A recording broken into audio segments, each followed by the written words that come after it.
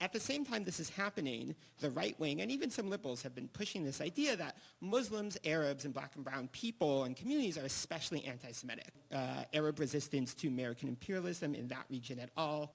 Part of the reason that anti-Semitism, which was at an all-time high during World War II, came down afterwards is because there was lots of propaganda by the new Israeli state that was drawing parallels between the settler colonial history of the United States and Israel. The Zionist movement didn't seriously consider immigration of non-European Jews until it realized the extent of the Holocaust.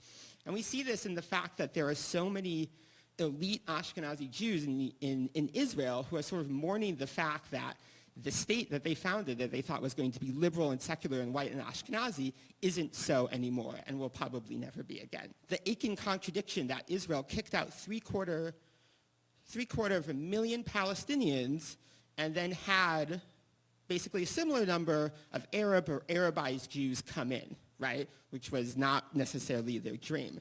And all throughout the history of Zionism, we see the traces of internalized anti-Semitism, right, for Western Jews who tried to assimilate and failed, and the desire not merely to lead Jews to safety, but to revolutionize the Jewish people on the basis of an ethnic nationalism that was fundamentally Western, to be seen as Western, to not allow the majority of Israeli Jewish citizens who are not European Ashkenazis to gain any prominence. And we see this in the fact that, like, even within my pro-Palestinian movement, there's a lot of liberal, elite, secular Ashkenazim who sort of mourn the idea that, like, those other people, those Mizrahim, those racist Mizrahim, are the people who spoiled the Zionist dream. I want us to consider the fact that the Zionist deal with Western imperialism is really a fantastic deal for the West, right? It has resolved the centuries-long Jewish question. And what is that question? The question is what to do with these Jews, right? It has resolved this in a way that was really quite easy for the West, that gave the West, you know, a partner in imperialism in the Middle East and guarantees the West, of all places, as the guarantor of Jewish existence. And I think this is what leads to the contradictions that a lot of us are dealing with and groaning under. Just to wrap it up, there was a quote recently from Karl Lagerfeld, who I'm not going to say is like some academic or intellectual, right?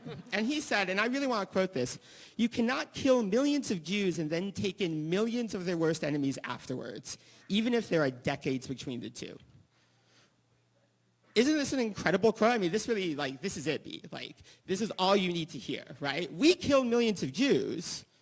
The West killed millions of Jews, but it's those people who are the worst enemy of the Jews, who have never done anything like this. I'm not even saying that there isn't anti-Semitism in Arab Muslim countries. There's a history of that. I'm not saying that, right? But it's amazing the way that this has allowed the West to sort of regain a sort of an innocence, right? And not to be targeted by Jews as the people who are responsible for, like, our genocide,